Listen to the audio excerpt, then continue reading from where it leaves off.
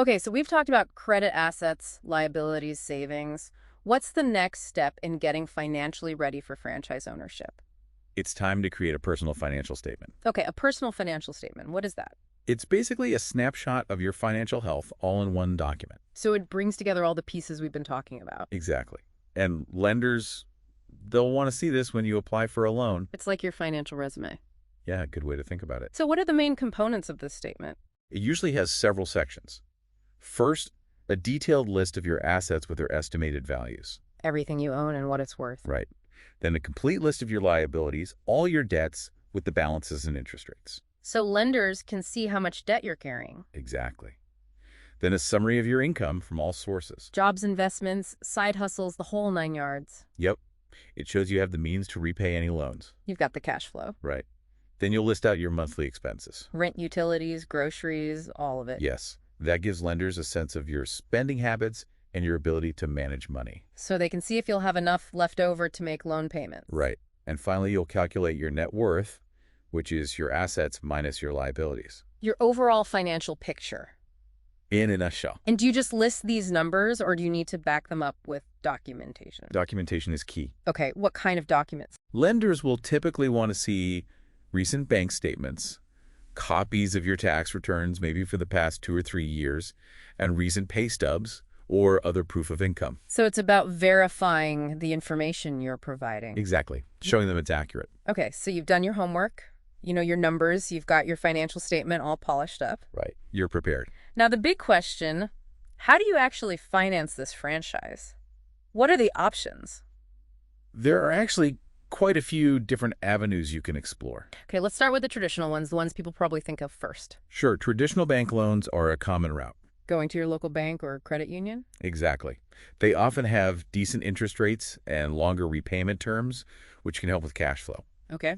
And banks tend to like franchises because they see them as less risky. Less risky. Why is that? Because they're based on a proven system. Yeah. There's already a track record of success. So the bank feels more confident that you'll be able to repay the loan. Exactly. But the application process can be pretty stringent. Lots of paperwork. There can be. And banks usually require collateral to secure the loan. Collateral, what does that mean? It's basically an asset you pledge to the bank in case you can't repay the loan. So they can seize that asset to recover their losses. Right. It could be your home, your savings, even business equipment. So there's some risk involved for you as the borrower? There is. Okay, what about those SBA loans you often hear about? SBA loans, those are definitely worth looking into, especially for franchises. What does SBA stand for again?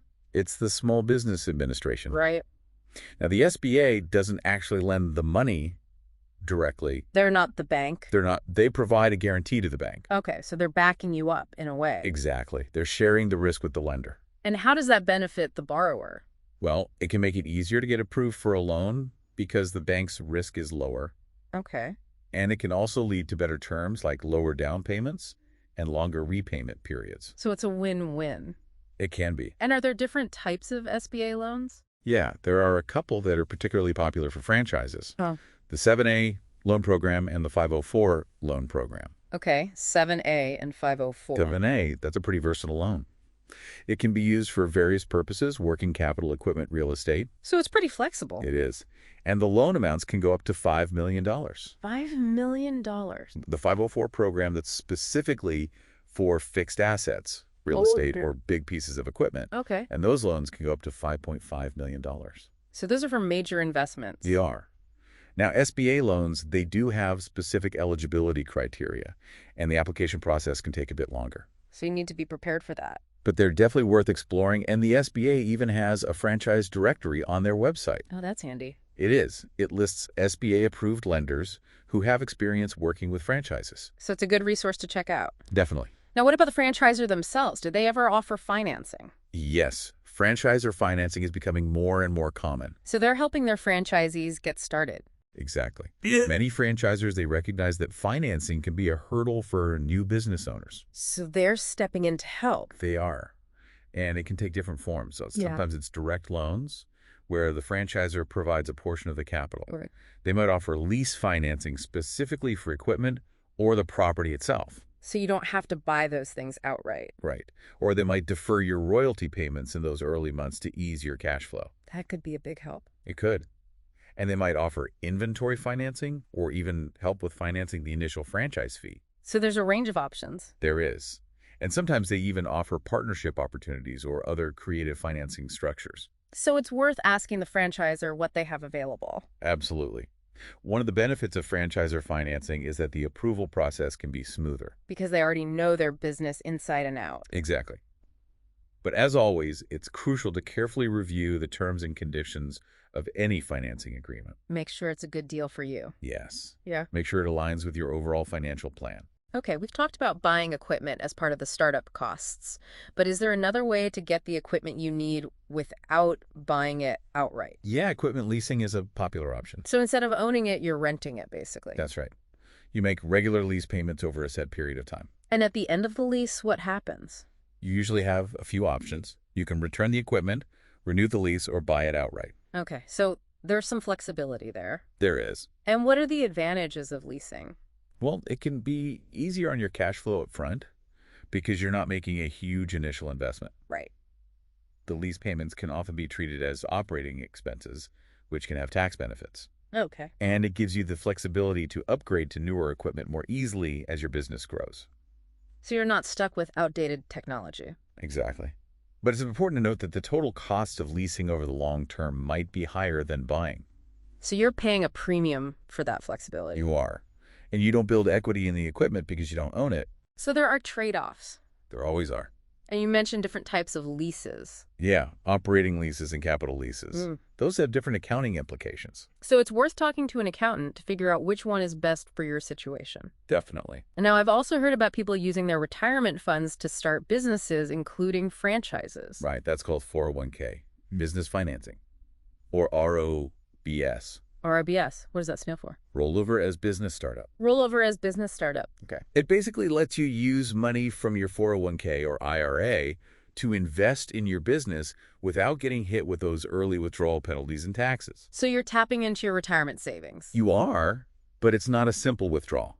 It sounds complicated. It is. It involves setting up a C corporation and a new 401k within that corporation. Okay. Then you roll over your existing retirement funds into this new 401k, and that new 401k uses the money to buy stock in your C corporation. So it's a series of steps. It is.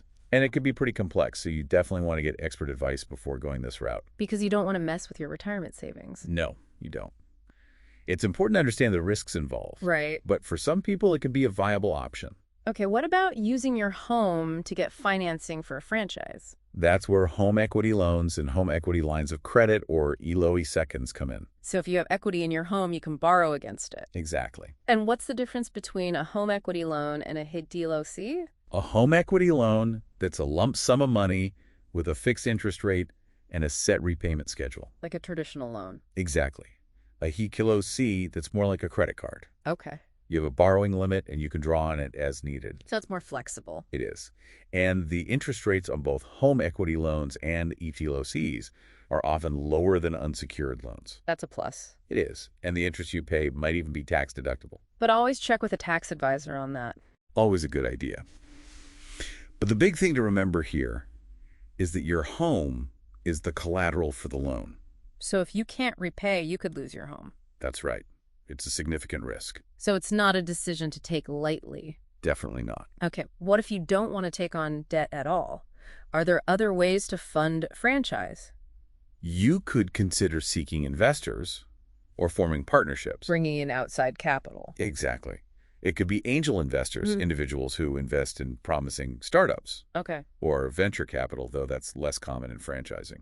And in exchange for their investment, they get a piece of the business. Right, an equity stake. So they share in the profits and the losses. So it's like having a business partner. In a way, yes. And with any partnership, it's crucial to have clear agreements in place. Outlining everyone's roles, responsibilities, and ownership percentages. Absolutely. You want to avoid any misunderstandings down the road. And what about crowdfunding? Crowdfunding, that's another option that's emerged in recent years. Raising money from a bunch of people online. Right, usually through platforms like Kickstarter or Indiegogo. And are there different types of crowdfunding? There are. There's rewards-based crowdfunding, where you offer perks or products in exchange for contributions. Like pre-ordering a product or getting a discount? Exactly. Then there's equity-based crowdfunding, where people invest in exchange for a small ownership stake.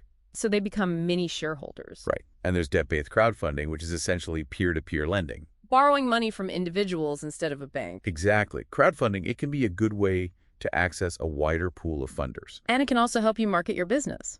It can, but it does require a lot of effort to create a compelling campaign. You have to get people excited about your idea. Exactly. And there's no guarantee you'll reach your funding goal. So it's not a sure thing. It's not. Okay, finally, let's talk about those alternative lenders and online platforms you mentioned. Right, so this is a growing area of financing, especially for small businesses. So what kind of options do they offer? They often have more flexible requirements than traditional banks. So it might be easier to qualify, It might, and they can often provide funding more quickly. which is a big plus when you're trying to get a business up and running. It is. Okay. Some common types of financing they offer include merchant cash advances, Okay. where you get a lump sum in exchange for a percentage of your future credit card sales. So you're basically selling a portion of your future revenue. In a way, yes. Yeah. And there's invoice financing, where you borrow against your outstanding invoices. So if you have clients who owe you money, you can use that to get funding. Right. And there are peer-to-peer lending platforms that connect borrowers with individual investors. Cutting out the middleman. Exactly. Yeah. And revenue-based financing, where your repayments are based on your actual revenue. So you pay more when you're doing well and less when you're not. Right. So these alternative options, they can be a good fit for some franchisees, But but the interest rates and fees can be higher than traditional bank loans. so it's important to compare carefully. Absolutely. Shop around, get multiple quotes before you commit.